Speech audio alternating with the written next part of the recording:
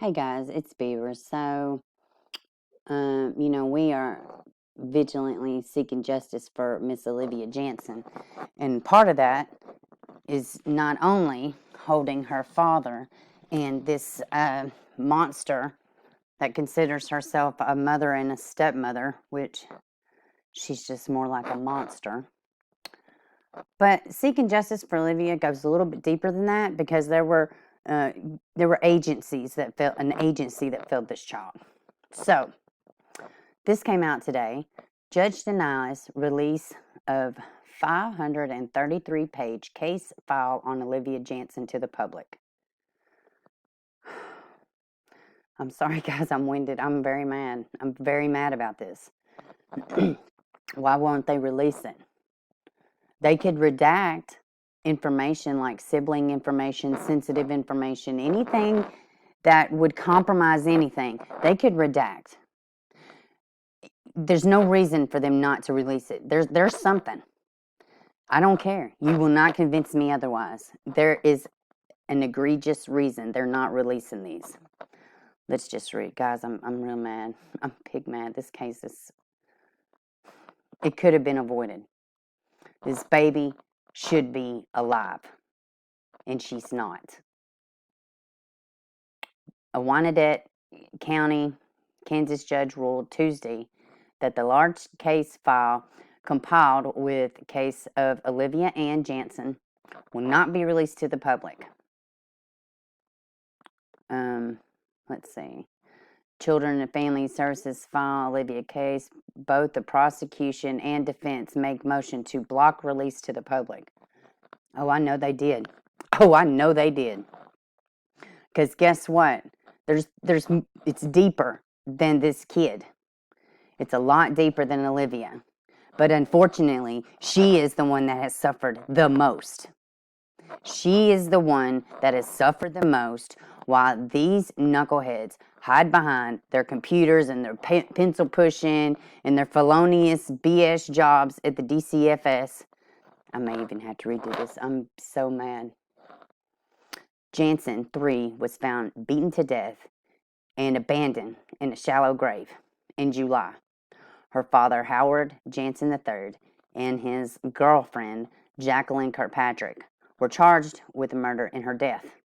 After her death, Kansas Department of Children and Families produced a 533-page case file for a judge's review on the child's interaction with the agency, including the investigation into her death.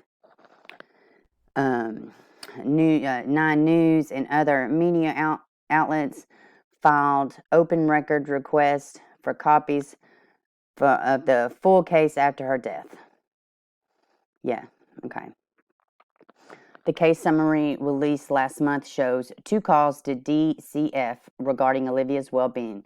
The first was a hotline call for physical abuse in February, which the department deemed unsustained after visiting the home.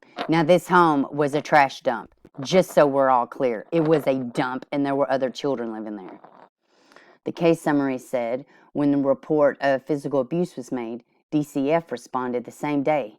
They said no marks or bruises were visible, and the person who made report recanted their story. And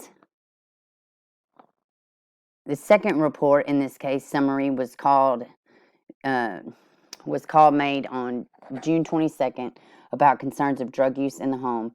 The summary states that the family contacted a week later via video call because nothing says a good, thorough investigation like a video chat. Olivia's father took a drug test 7 days later after testing positive for THC, which marijuana was the least of this man's problems. The very least. Let me see, do they say anything else? No, they do not. I'm really mad. This is the same DCFS office that handled Adrian Jones's case. Now, we see the bang-up job they did with Adrian Jones. And they see the bang-up job they're still doing with this legislation, which is still sitting on these people's desk. These people in charge of our children, of our laws. They govern over our offspring, okay? And they are so unbalanced. They are so unbalanced. They will take a child from a home because the father may smoke pot, but they will leave a child that is obviously being abused. This is not the only government agency that went to this house. From my understanding and the documents that I've seen, 21 times, several different agencies went to this house. From the dog pound to DCFS to just regular calls. Several different agencies. Now let me ask you something. Why in the world would a case file need 533 pages? I look at a lot of affidavits. That's a lot of information for one file, for one 3-year-old child. Three years old. The information is... I'm very mad. I'm very mad. I don't even know if I want to put this video out. I'm so mad. We got to do better. They have to do better. We have to stand up and hold their feet to the fire. It's happening, guys. This is really our kids' lives. You know, they make it hard on some really good parents that just struggle from time to time. They make it damn near impossible for them to get back. And then, for whatever reason, you got this clear indication, clear, transparent sign that this kid does not belong in this house. And they are being neglected. That video chat, I'm sure it did a real good job. What can you see from a video chat? Y'all, let me know your thoughts in the comments below. We're going to continue to seek justice for Olivia Jansen. Look at this baby. She deserved better. She deserved better, and she deserves more in her afterlife. This has got to stop. Don't let this baby die in vain.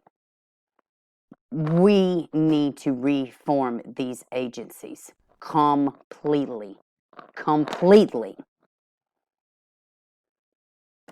We got a status update. After KBC9 News requested records from the Kansas Department for Children and Families, we learned today there is a 533-page case file for Olivia Jansen that DCF produced for the court. It's filled with a lot of notes from caseworkers and law enforcement. Of course, Jansen's body was found on July 10th. DCF has released a summary in this case showing 2 calls to DCF regarding Olivia's well-being. The first was a hotline call for physical abuse in February, which the department deemed unsubstantiated after visiting Olivia at home. The second was a call Olivia's grandmother made June 22nd about concerns of drug use in Olivia's home.